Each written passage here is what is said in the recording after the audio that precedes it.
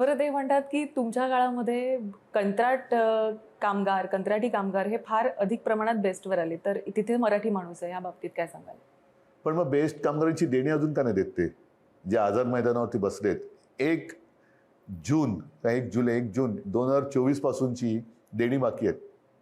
बरं, महापालिका जे कर्मचारी आहेत ना, त्यांना आम्ही 5वा, 6वा, 7वा वेतन आयोग दिला होता. आमची महापालिका आल्यावरती आम्ही 8वा पण देऊ.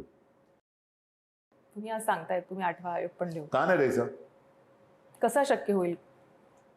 कसं शक्य होईल म्हणजे ते कसे शक्य करतायत?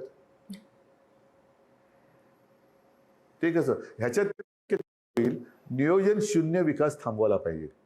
आज 90% मुंबई खोदून ठेवले. त्याच्यामध्ये केवळ कॉन्ट्रॅक्टरला हे ॲडव्हान्स मोबिलायझेशन म्हणून पैसे दिले गेले, त्यातनं किकबॅक घेतले गेले. या पलीकडे जाऊन सांगतो, काही ठिकाणी कारण नसताना रस्त्यांचं कॉन्क्रिटीकरण चाललंय आणि ते सिमेंट कॉन्क्रीट 60 ते 70% अदानींच्या विविध सिमेंट फॅक्टरीतून खरेदी केले गेले.